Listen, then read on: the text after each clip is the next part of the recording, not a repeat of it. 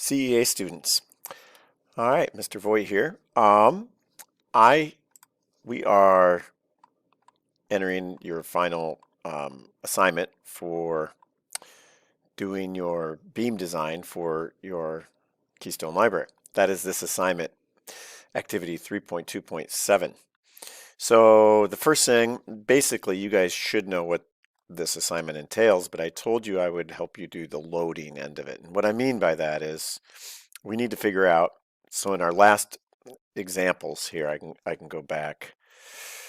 Um, in our last examples, 3.2.6, they gave you in your loading right here, they just gave you the 50 pounds per square foot for your dead load, and they gave you the 100 pounds per square foot for your live load.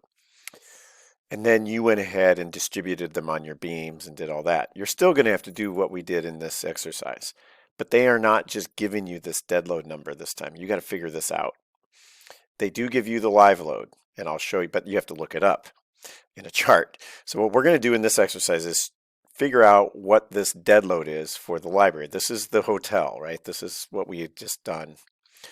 And we're going to figure out what this is. We're going to go ahead and look up our live load, and then we're going to figure out our dead load in this exercise. Then you're going to go ahead and put them on. Remember, use these numbers and multiply them by the tributary and the length and so forth to get what you need. Okay, so we're going to head back up to this one. And the first thing you need to do, I always got to figure out where I'm at on these. This is where I wanted to be. So we're going to come back to the dead load. The dead load is this stuff right here. And we need to go figure, they give you some of them. So they give you 10 pounds per square foot for all your MEPs. Okay, but then we got to go figure out some of this other stuff, and I'll show you that in a second.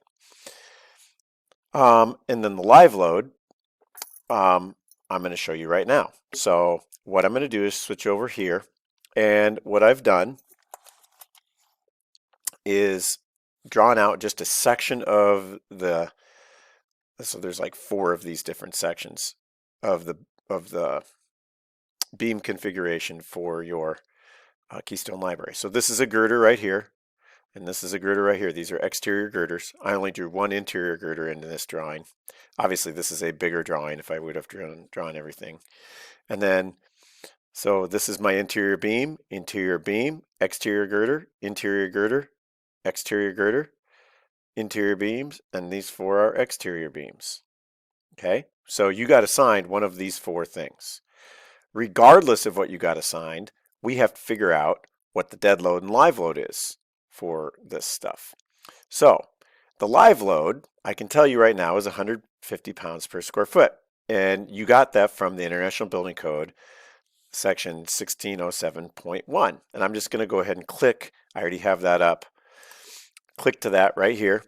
Here is 6701. Okay, here's libraries. So I want to show you what this is. So this is this 2015 International Building Code. It could be a little bit earlier than that, but it doesn't really make much difference. This hasn't changed. So you go to table 1607.1. It says the minimum uniformly distributed live loads and minimum concentrated live loads. Most of these are going to be that we are using, and if you look at our instructions, we're using the uniform live load for a library that has stacks. Let me go back and show you. Oops. So it says floor will support library stacks right here. So then we go to this and we go down to library, which is, you have to kind of look for it, but I found it. It's right here under 19 libraries.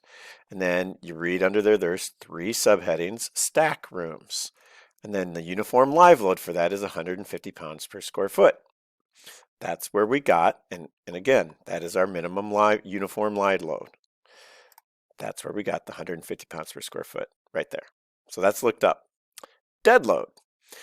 We're off to this now. Now I'm just going to go ahead and leave this size. If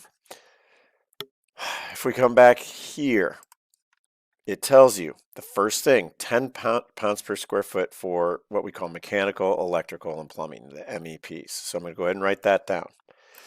So dead load is 10 pounds per square foot MEP. Okay, if I go back to here, Assume that the floor will support suspended plaster ceiling with lath. Okay, so what that means, if you remember, way back in this assignment, activity 3.2.2, we did loads. And if you remember, the dead load, we had to add certain things together to come up with our dead load. And one of the things we had to add was a suspended ceiling. Acoustic plaster on gypsum lath is 11 pounds per square foot. So what we're going to do is we're going to come here and we're going to say 11 pounds per square foot plaster ceiling. Okay. We're going to go back here.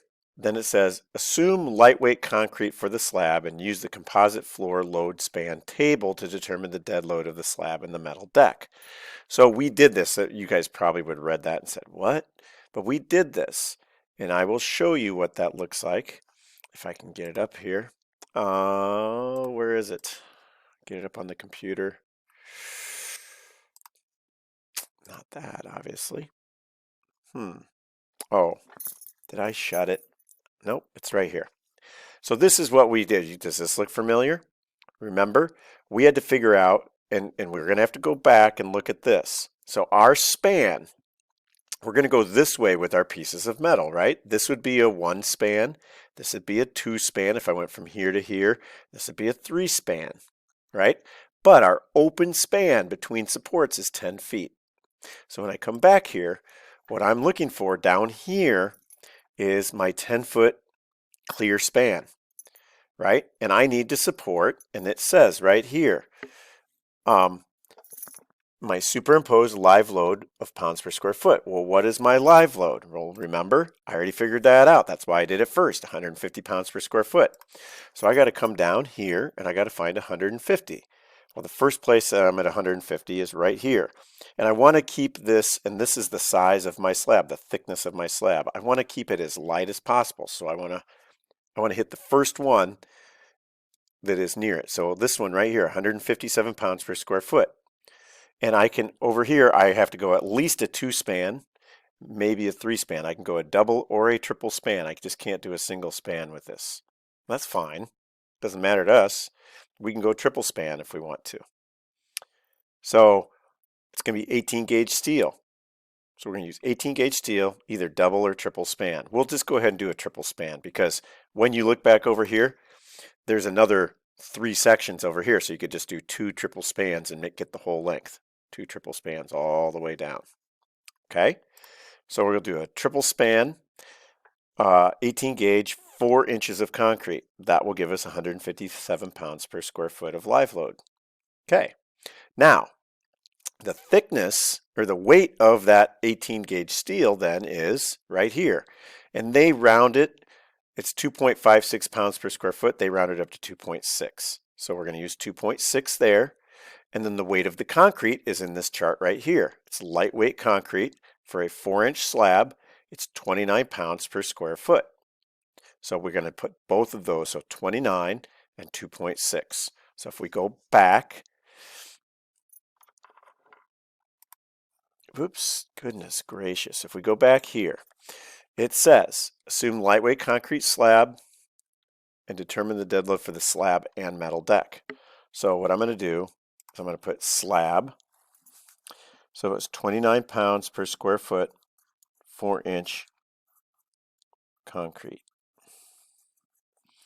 And that was 2.6 pounds per square feet for metal deck. Okay, so one more thing, I believe,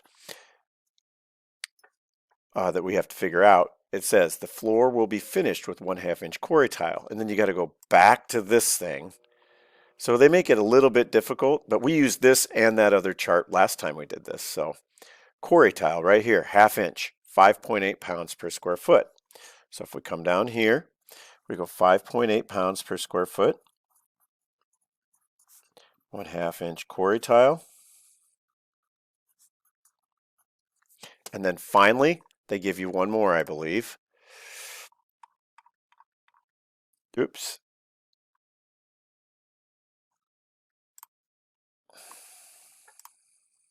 right here. Include 7 pounds per square foot to account for the weight of the framing members.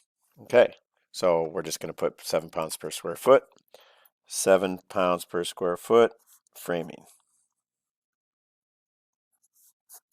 We're going to add that up, and I think that's it, right? Yep, we did over one of these, and when we add that up, we'll come up with our dead load.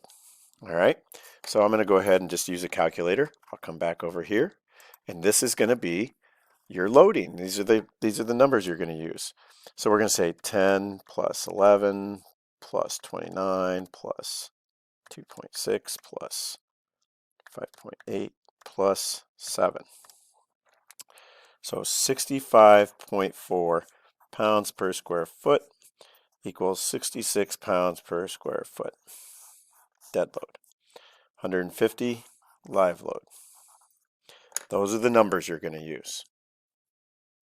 Okay, so this is one video. I will probably make another video so you can figure out your, so that's the pounds per square foot. You got to figure out then how much, if that's pounds per square foot, how much is this beam going to hold, right? And that's a little different thing. These are just things that were given to you before that we didn't have to do that I wanted to go over with you. All right, we're done.